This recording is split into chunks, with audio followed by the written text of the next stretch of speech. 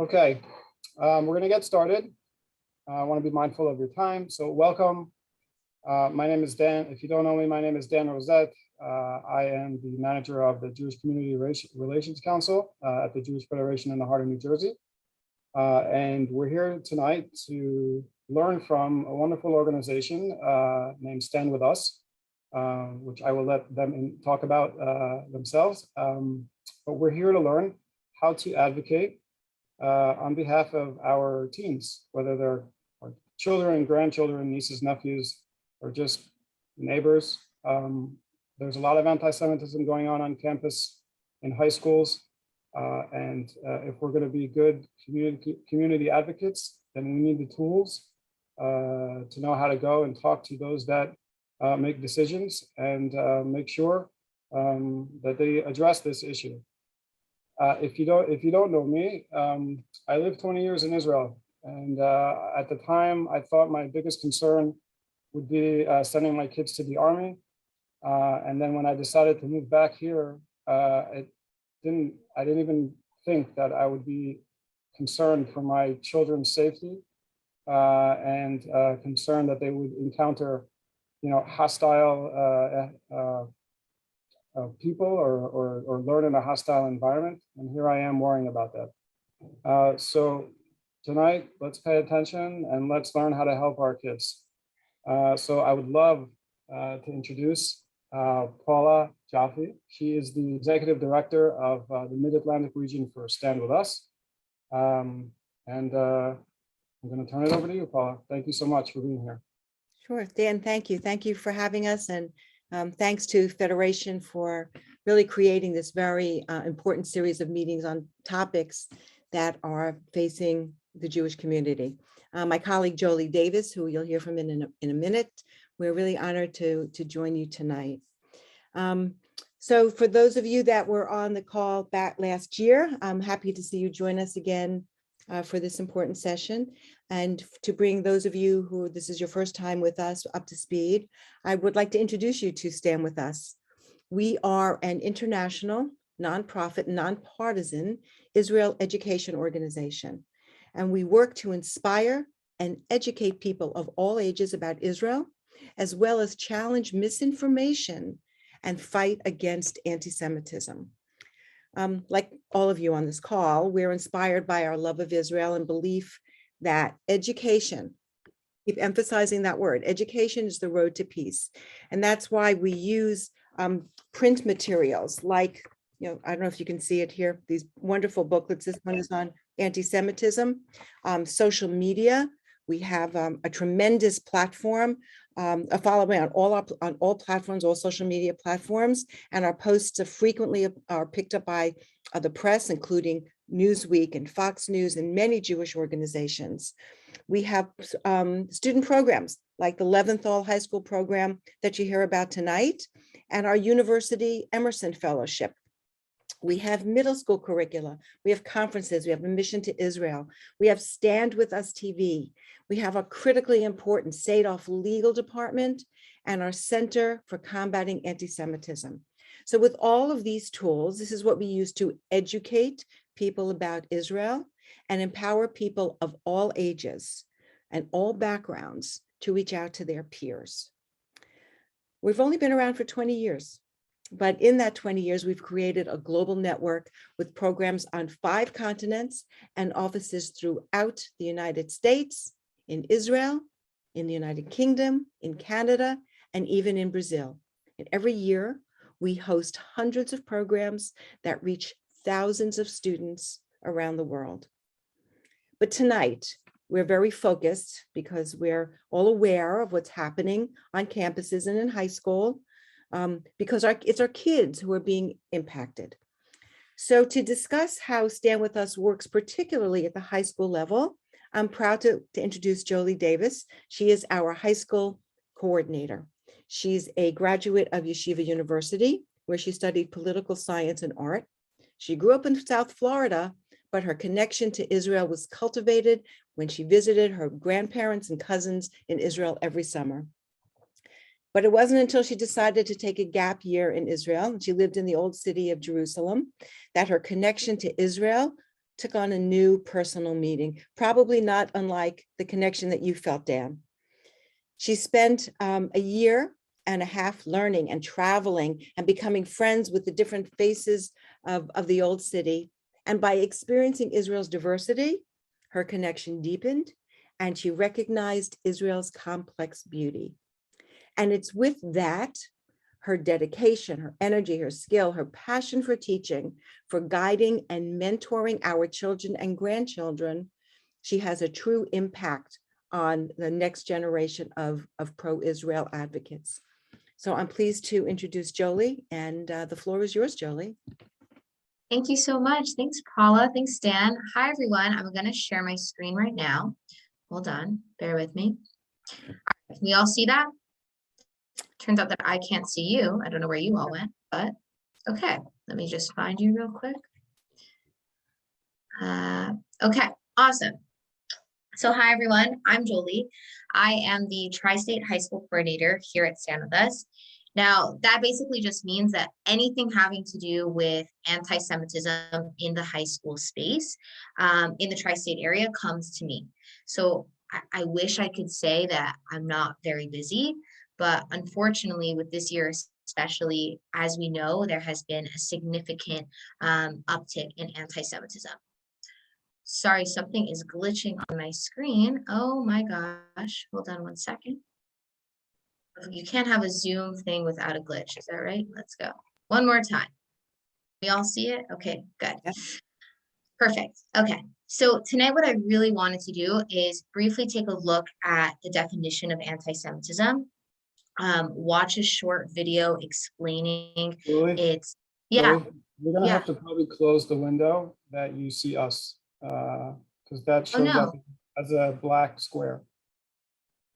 Close the window. Oh gosh, what's happening now? So you probably just not be able to, you probably won't be able to see us, but. Okay, hold on. Let me try this, of course. Hold on. All good. Okay. Let's try this one more time. Okay. How about now? That's great. So if you Okay, keep it- perfect. Okay, great. So you can now see the whole screen, right? Yes. Awesome. Okay.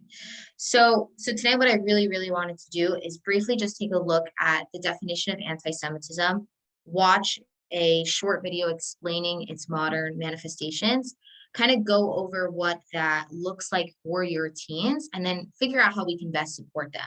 After that, you'll hear a firsthand account of a high school student in the area, and then I'll take any questions that you have at the end of the session. So let's just dive right in and start off pretty simple with a definition of anti-Semitism. So definitions are super important. Am I still blocking the screen? No? Okay, good. Definitions are super important because one of the first steps in addressing anti-Semitism is effectively recognizing it.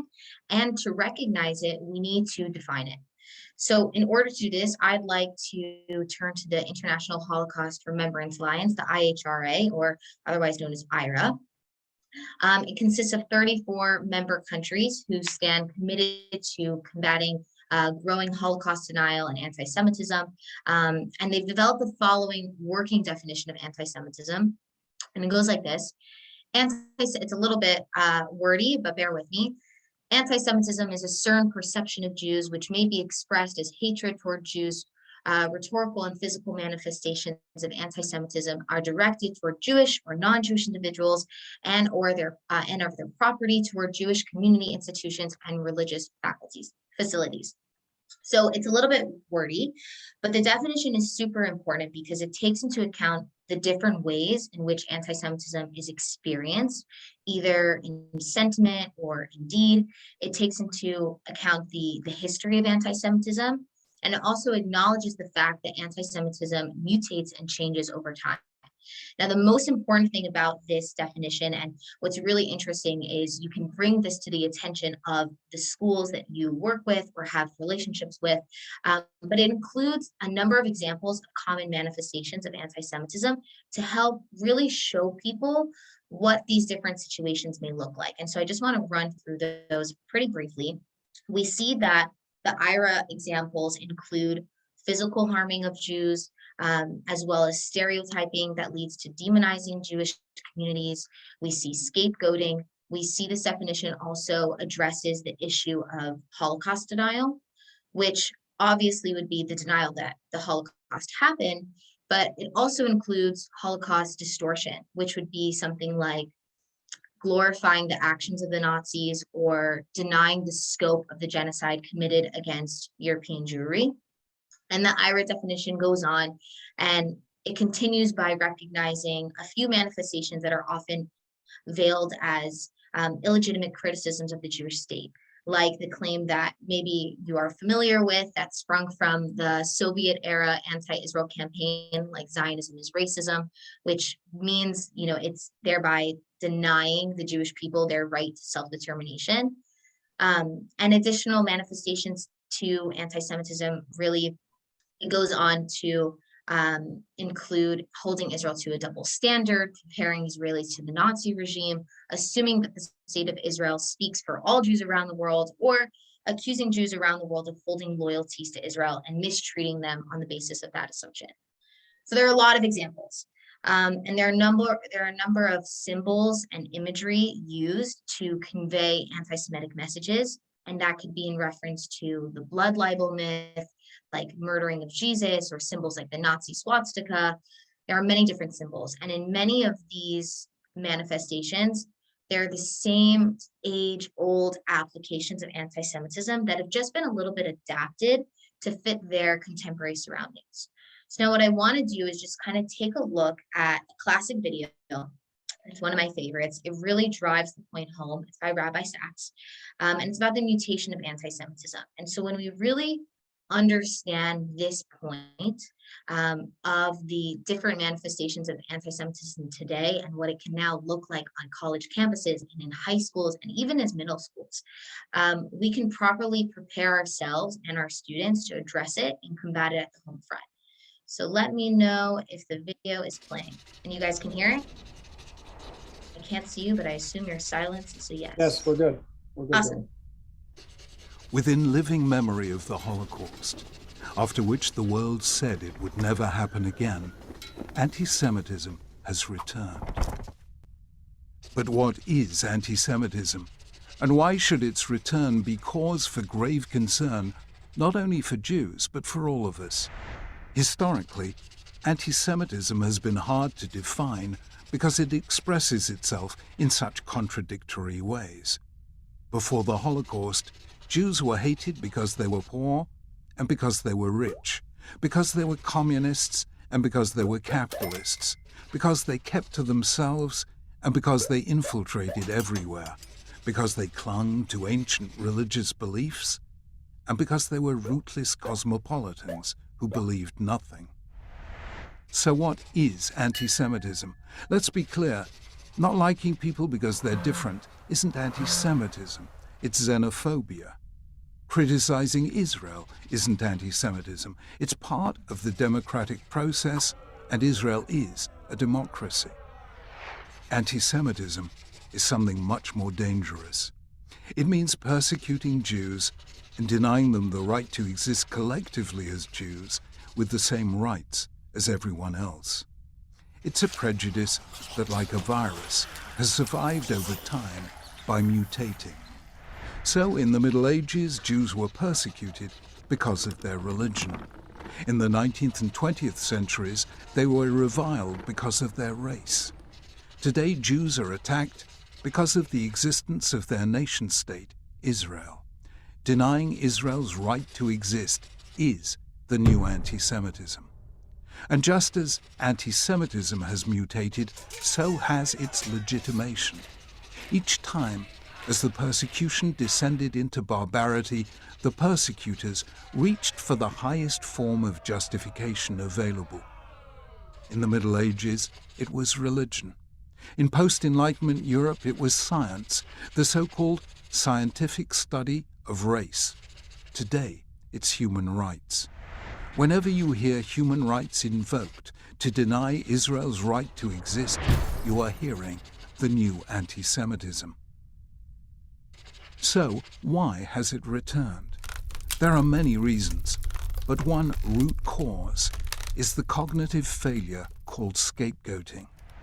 When bad things happen to a group, its members can ask one of two questions: what did we do wrong? Or who did this to us?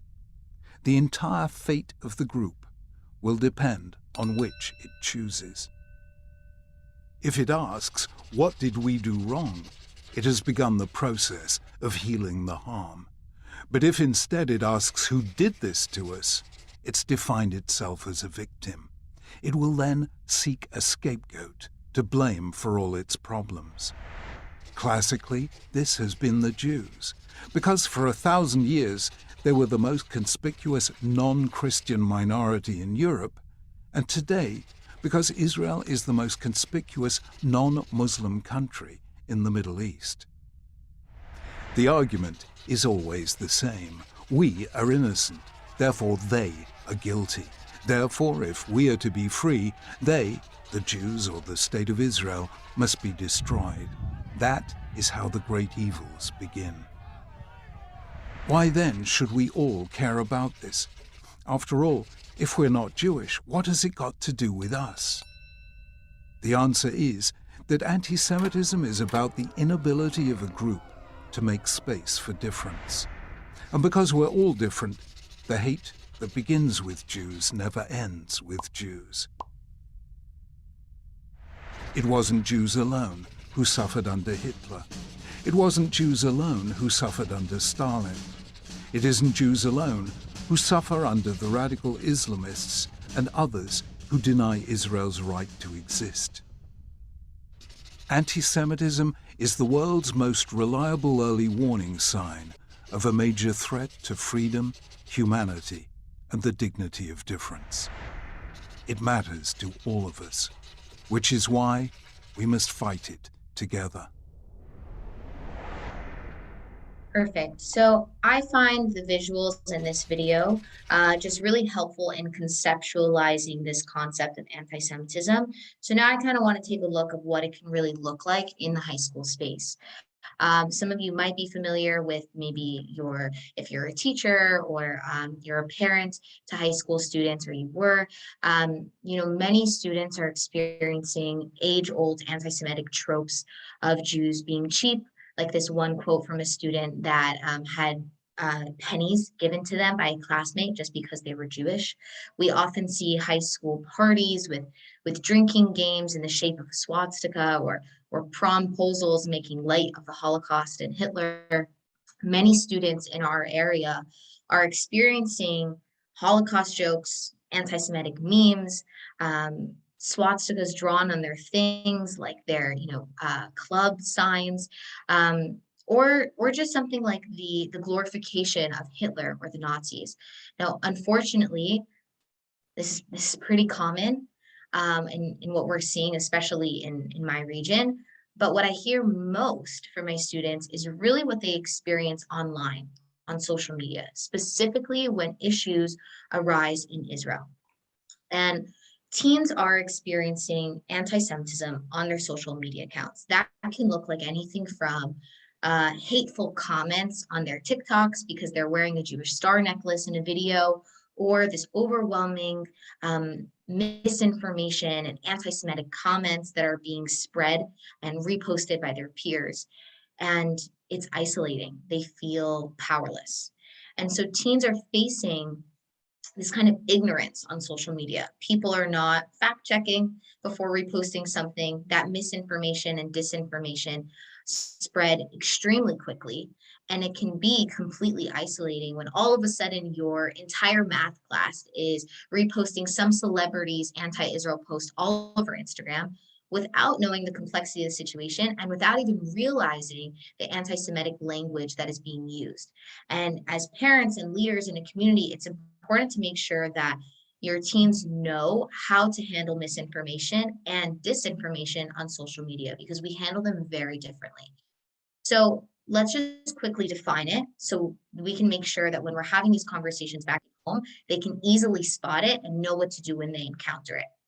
So disinformation is pretty simple. It's information that is deliberately incorrect and maliciously created and spread.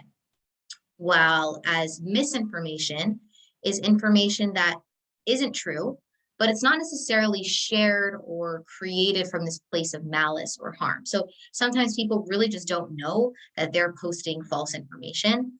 An example might be, that might happen to your teens is their friend posts something on their social media about Israel, and they're doing it out of these social justice intentions, and they're not realizing that the language that's being used actually advances anti-Semitism. So that's misinformation. And these both have the same effect, right, of misinforming people, but you deal with them completely differently. So you deal with misinformation, it's actually easier because it's usually coming from a good place. So how do we deal with it? Just so we all know. First, what you have to know is the algorithm on social media platforms loves engagement. What do I mean by engagement? Likes and comments. So no matter how serious the disinformation is, maybe how violently anti-Semitic something is, if you engage with the content, right? If you comment back, and you might have that urge to get in a fight in the comments about, how untrue this is and how offensive it is, it's actually engagement, and it'll just be boosted to people's pages. And so usually with disinformation, it's usually best to report it and to move on. Now, if something is misinformation and you have maybe a relationship with that person who posted the content, you know someone that knows them, it gives you this opportunity and this chance to educate them and explain and really open up a dialogue. And that's really what we want to do with our students. Now, if it's misinformation, disinformation online, or in-person anti-Semitism, your teen can feel and does feel alone and isolated. And in whatever way it manifests and wherever it does, anti-Semitism is meant to make someone feel alone and unsafe and often powerless. And it's quite literally traumatic. So what we can do to support our teens and deal with the trauma is to first address it. Address what it is, be able to identify it, treat it like other forms of bigotry, and then empower them, restore their sense of agency, and focus on their power to educate while having access to the supportive resources like Paula mentioned before. So empowering your teen to respond really begins with looking at the anti-Semitic comment that was made. And this is a tool that I teach my students all the time that really opens the door to true education. And that's really by looking at intention. So unfortunately, there isn't really one formula for responding to hate speech. I wish there was. And that's really due to everything that we spoke about tonight, right? The many different ways that it has evolved and manifests online or in high schools. That being said, the first thing that we do is assess the intentions of those around us. We can all probably recall a time where maybe a friend or someone we know was just like making a joke, but we try to understand the intention a little bit deeper than that. And just as a disclaimer before we get into it, I want to acknowledge that whatever the intention may be, the impact of promoting hate is still very real and it can't be ignored. But at the same time, intention does matter in how we can formulate that response and really be an educator in this space in the case of anti-Semitism. So when we look at intention, we want our students to think of it as three separate distinctions. And this is where the conversation starts at home. The teens should be asking themselves when they see something that bothers them, whether that's in class, an assignment that was assigned, something on social media, you want to ask yourself, was this said out of ignorance, apathy, or malice? So ignorance is not knowing, right? This person might say, I didn't know that this was hurtful when I said it. And that person that's ignorant, they need to be educated about the issue without shaming them. That's ignorance. Now, apathy is not caring. The intention of apathy. So this person might say, I understand this might have been hurtful, but I don't really think that I'm saying anything hateful. Or they might not think that it's that hurtful. Or maybe they've been told time and time again that their language is hurtful, but they just don't see it that way. So with a person that's apathetic, we need to try to help them realize that they don't get to decide what is and is not hurtful to others about what they say. And ignorance and apathy are really incredible intentions to focus on when we're educating. Because the third one, malice, is a totally different ballgame. Malice is being intentionally hurtful. So if you determine that someone is speaking or acting maliciously, how you react is you want to call out their language, you want to seek appropriate assistance. Malicious anti-Semitism may appear in the form of bullying or harassment, could be vandalism, even violence. And so with malice, it totally crosses a line. But more often than not, our teens are experiencing an anti-Semitic statement that is said out of ignorance or apathy. And don't get me wrong, I'm not saying that anti-Semitism is ever good, but this is actually very encouraging, because what this means is that the teen has an opportunity to educate and to stop the spread of anti-Semitic language and actions in their space. So determining intention really helps figure out how to properly respond, and it allows us as leaders and parents and teachers to empower the teen to assess the situation for themselves and have a sense of agency in their response. So we want the student to ask themselves, is this person that just said something to me that's problematic, whether that's online or in person, is this person looking to fight with me, or are they open to learning with me? And in that moment, we also need to make sure that the teen understands that they can totally walk away from a person. They don't need to engage in conversation when they feel that a person's intentions are not pure. And I think in summary, we make sure and stand with us specifically through presentations and workshops and booklets and trainings that our teens know how to properly identify anti-Semitism in all of its forms, expect support from their community, and know how they can then offer education. And so a teen's willingness to educate makes them this crucial piece in the puzzle of combating hate speech, which is brave and it's effective if they use their voice to have the hard conversations and speak out against anti-Semitism. Now, as parents and teachers and community members, I can't imagine what it's like to have a child during this day and age and see what they experience in their schools and their classrooms online. I really wish there was a formula, but in reality, your role is a little bit more intuitive. Well, the first thing you want to do is you want to start having these conversations at home. As a Jewish community, we are excellent at reacting. And as someone who works for an organization that combats anti-Semitism, the main goal right now for me is working harder on being proactive rather than reactive. So, which you are all already doing by coming to the series. And so you want to make sure that your teens know what anti-Semitism really looks like, that they can properly identify and counter it.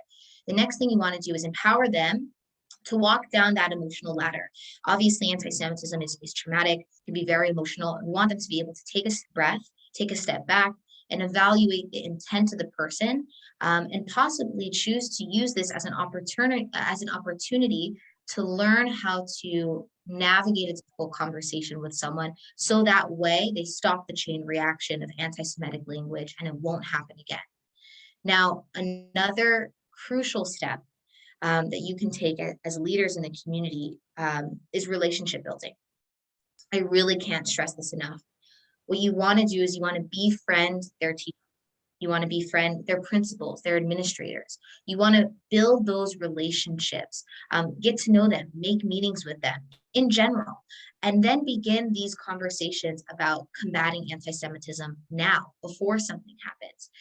I've seen many success stories of parents that have had meaningful relationships with a school principal, and they were able to seamlessly vouch to organize an assembly addressing anti-Semitism. Or recently we saw a parent really push for an assembly about anti-Semitism on International Holocaust Remembrance Day. And there was no anti-Semitic thing that happened that was in response to. They just had a good relationship with the school, and they said, hey, what are you doing to teach your student body about the Jewish community? What does Holocaust education look like in this school? What are you doing to talk about anti-Semitism in clubs, in student culture? Is student government addressing it? Are we acknowledging Jewish Heritage Month? Asking the decision makers at these schools these questions are really important, because often the Jewish community is misrepresented or underrepresented in a lot of these spaces.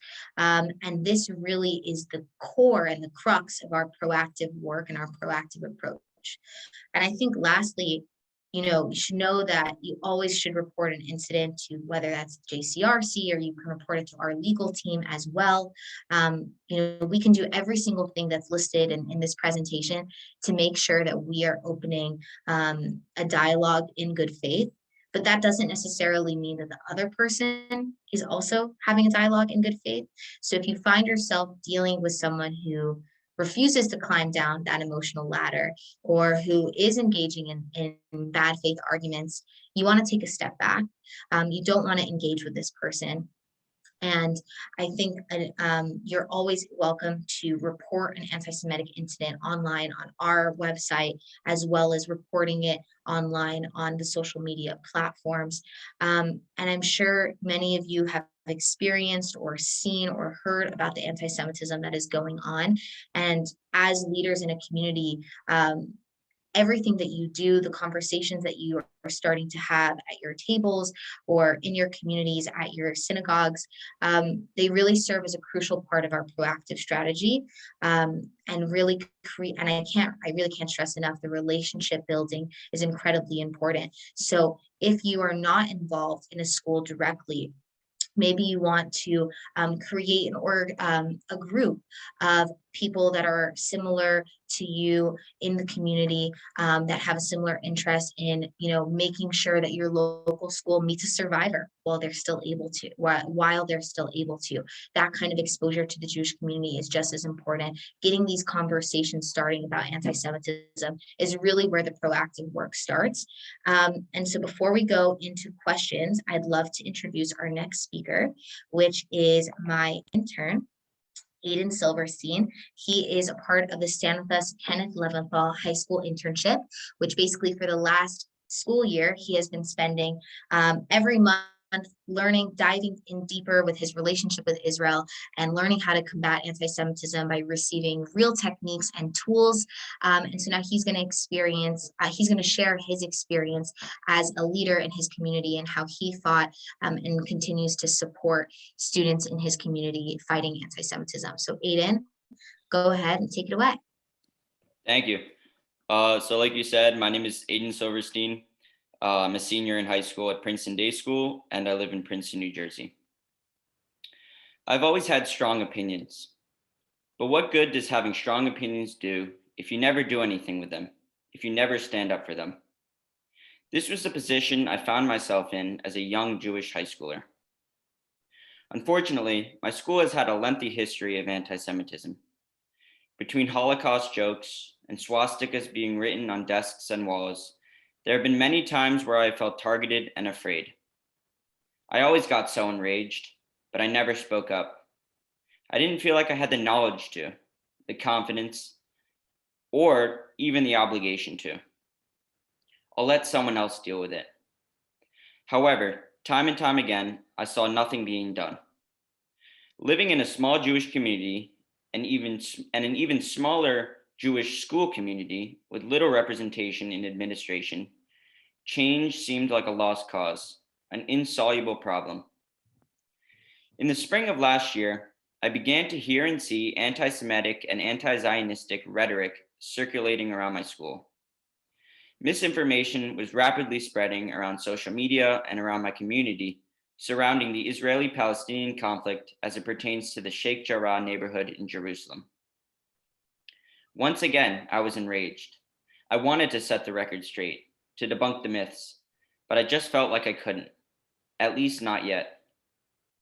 Around this time, I was considering applying to the Stand With Us Leventhal High School internship, and I happened to get an email that there would be an informational meeting on the current conflict in Israel from Stand With Us's senior educator and director of international student programs. I saw this as an opportunity to become more knowledgeable about the conflict, but little did I know that this 45-minute meeting would inspire me to become the passionate, outspoken, young American Jew that I am today, helping fight the fight against anti-Semitism, a fight I never thought I could take. I remember sitting there listening to Charlotte speak, bewildered at the stories and information of the Sheikh Jarrah neighborhood she was describing. How could so many people in my community be so misinformed about a topic? I also remember hearing Charlotte speak through the interruptions of loud beeping noises, one after another. Every 10 seconds, a loud series of beeps. She seemed like a popular woman, but surely it couldn't be text notifications, especially considering it was 2 a.m. in Israel.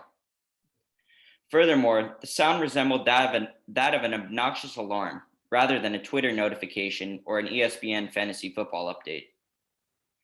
When someone commented in the Zoom chat asking what the beeping noise was, Charlotte explained that it was a notification of a rocket being fired into Israel, the 15th one in the last hour.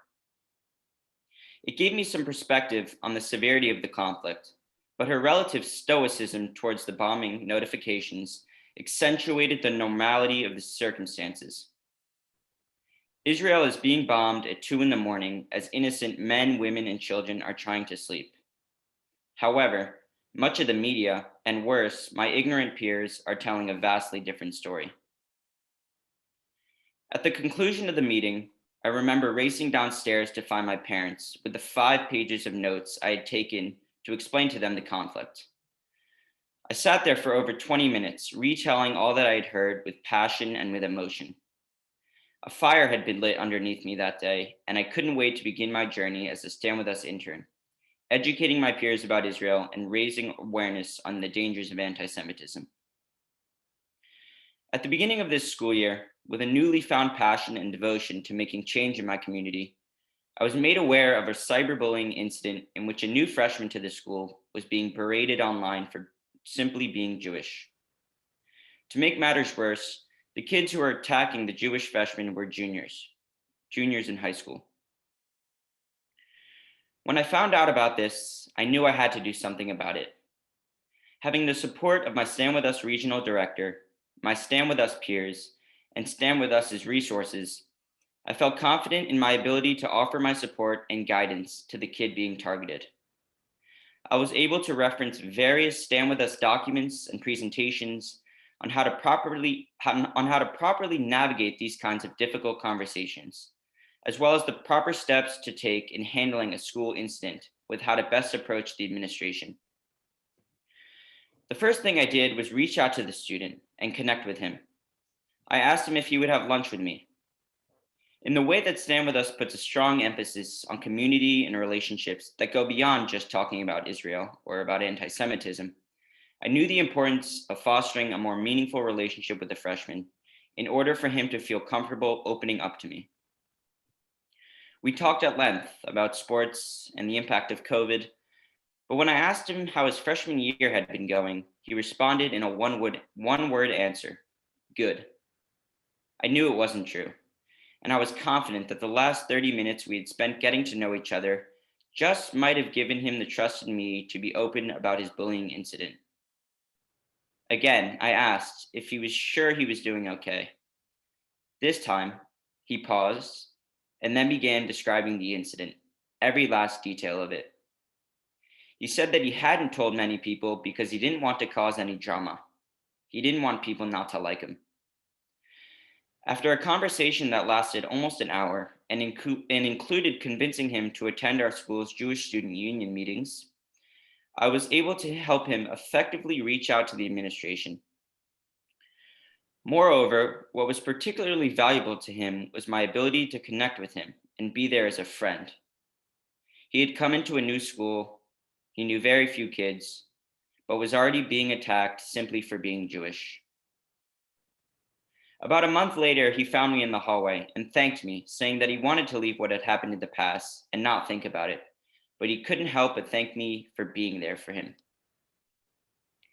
Even though I'm in the second semester of my senior year, I have high expectations for my ability to continue to raise awareness about anti-Semitism and educate others about Israel, both in and out of school. I have already begun to arrange a school-wide assembly for Yom HaShoah, which I know will leave a lasting impact on my peers.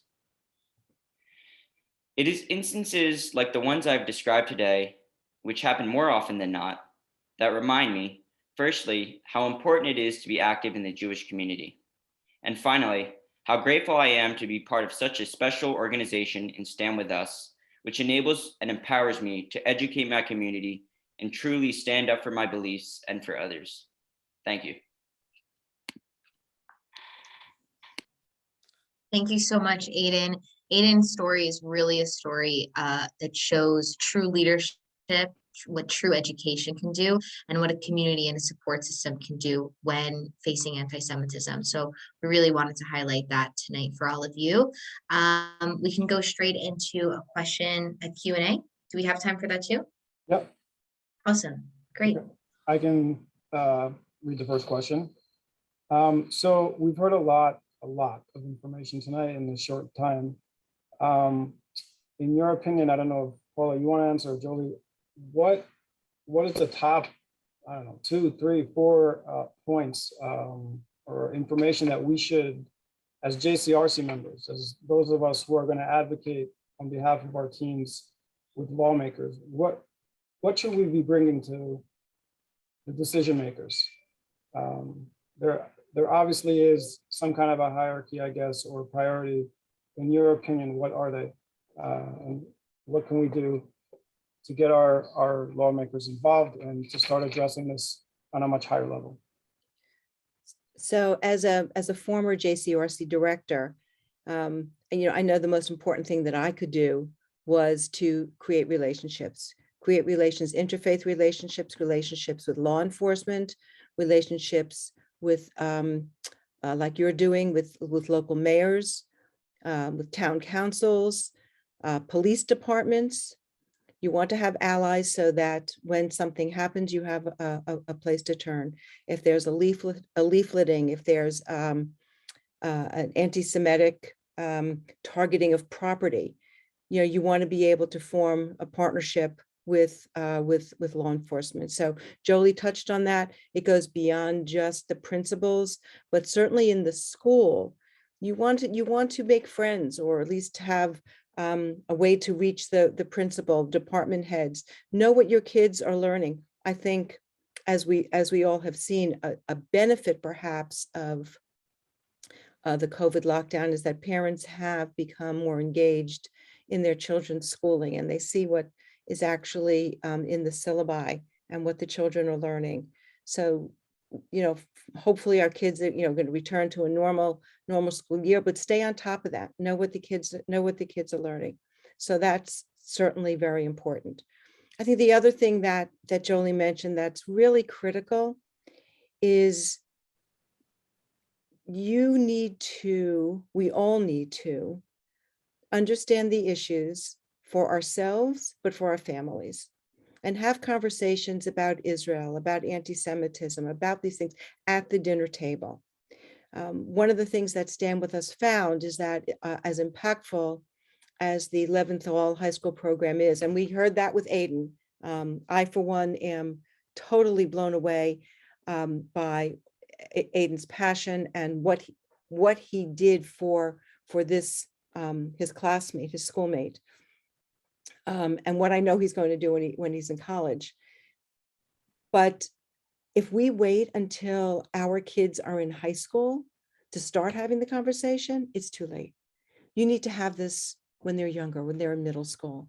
Stand With Us now has a middle school program to help teachers, to help parents and the kids understand their own relationship with Israel. So these conversations have to start earlier. Am I leaving anything out, Jolie? No, I think you touched on everything. I think it's great. I think, especially, because I work within the high school department and we focus on the actual schools and what's going on there. I think, asking those proactive questions and really seeing where, is Jewish Heritage Month being acknowledged in the school? Is the International Holocaust Remembrance Day being acknowledged? Are they interested in inviting in survivors? Are they interested when they're having, making relationships with the diversity, inclusion, and equity directors at schools, and seeing, when they're having a discrimination panel, is the Jewish community, is the Jewish Student Union involved? Are they invited? Asking those questions and seeing what's going on at the schools and being a lot more hands-on is something that we really see success in. When we have those relationships and something does happen, the response is that much more impactful and meaningful. That's a great question. Any other questions? Want to ask a question, just unmute yourselves and go for it. If not, I can read from some of the, oh, here we go, we have something in the chat. Can you see the question? Okay, Or let's do you want me see. to read it?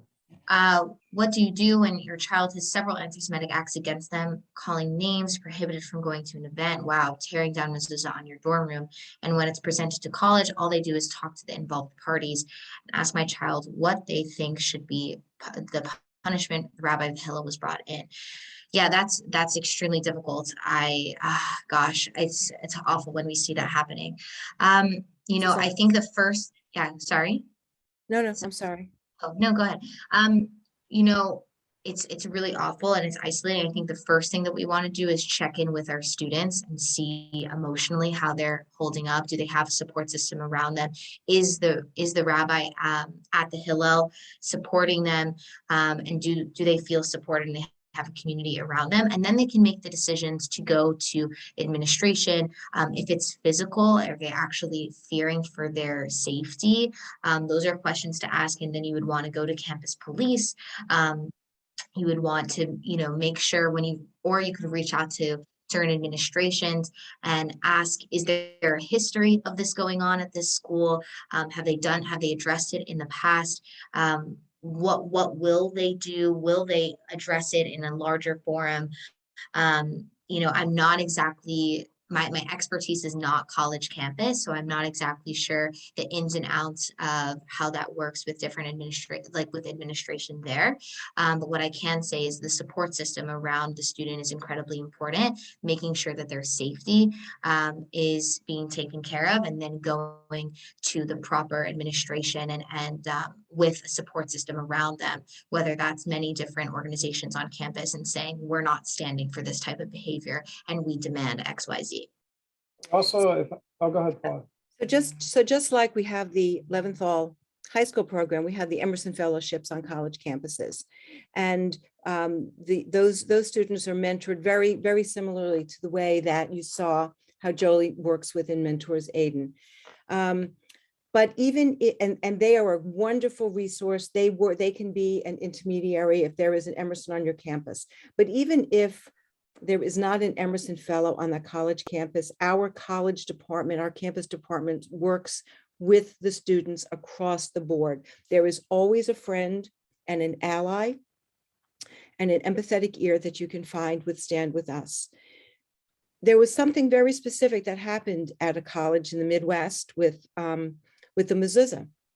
The mezuzah was ripped off a student's dorm room. All the other students, it was a clear act of anti-Semitism. All the other Jewish students in the dorm became very afraid, obviously, and they started to take down their mezuzot. Fortunately, they had security cameras on. They were able to identify the student, and people at the school wanted to press charges against the student. Well, understanding that relationships are everything, this student, who was trained by Stand With Us, said, no, we're not going to do that. I want to meet the student. And they sat down and they had a conversation. He agreed to accompany her to the local Holocaust Museum. She explained everything to him. He made restitution on the mezuzah and apologized publicly to the students. When she explained to him how afraid he had made everybody in her dorm, he himself was horrified. He didn't realize that his prank would have caused widespread fear. So again, the communication is very important. I just want to add, oh, I'm sorry. No, go ahead. I just want to add also, your local Jewish Federation can play a role as well. For example, we have a great relationship that we worked hard to build with the president of Rutgers. So, if it's not being handled at a certain level, we can take it up a notch, in our case at least, and we can contact the president's office and ask, first of all, inform and then ask for them to deal with it. So, it's teamwork. We have connections. Stand With Us has connections. I think it's a good thing to say that report it to everybody, because we all have different connections and we have ways to handle. we know the prosecutors in Monmouth and Middlesex County. We know the chiefs of police of, the little townships here and there. I mean, that's important, and we need to know when things happen. So that's just in addition to what Paula and Jolie are saying, involve your local federation as well. One of the beauties of the partnership that Stand With Us has with Federation is that our working together, we really do become force multipliers. And together we can get to the bottom of these things. One other thing I did want to mention is that if there is a physical attack against Jewish property, whether it is, here's an example of something that happened at the University of Delaware, not too far away from all of us. The Chabad became a victim of arson. So we brought in our Center for Combating Anti-Semitism that has a rewards program. They work with local police as you do, Dan, as Federation does, and they offer cash rewards for information that can lead to the arrest and the conviction of whoever committed this crime. So there are so many arrows in our quivers to deal with these terrible problems. It's just a matter oftentimes about recognizing that you have the resources and people to reach out to, people who will ally with you. Okay, I want to be mindful of our time. So I think I'm just going to wrap it up here unless someone has a really short question, or if you want, yeah. Go ahead, Paul. Just one more thing. So the educator, our senior educator, Charlotte Korshak, who was instrumental in lighting that fire, to use his words, under Aiden, is going to be offering, we're going to be offering a 6-part course, Stand With Us, free of charge to the community, where Charlotte is the lead educator. So if you're interested in taking her crash course on anti-Semitism, Zionism, the history of the conflict, Dan, I'll be glad to send you that flyer, and you can distribute that. We'd love to have you join us. Absolutely, we'll put it out to the community. It's a wonderful resource. Look, another thing, wrapping it up, I just want to say, another thing that you can do is get involved locally. So I know there's some from Princeton here, and there are others from the heart of New Jersey. Get in touch with your local federation, see what you can do. You can join your JCRC if that's something that works for you, or there are other options that you can, take part in, some project-based related actions that can be taken. So your local federation plays an important role, and you should definitely reach out. One last thing, our next session is on March 30th at 7:30 at the same time, and it will be with the AJC, the American Jewish Committee, and they will be talking about how to, and Paula, you touched on this, how to build relationships with faith leaders and civic leaders outside the Jewish community, build alliances, because as we saw in the video of Rabbi Jonathan Sachs, it might start with anti-Semitism, but it doesn't end there, and anti-Semitism is everybody's problem. So forging alliances is a really key tool in our bag to use to combat hate and anti-Semitism. So I hope you'll join us in about a month or so. Paula, Jolie, Stand With Us, thank you. Thank you. I think this is a great example how national organizations can work well with local federations. And I think a show of unity is one of the most important things that we can do now when we're fighting anti-Semitism.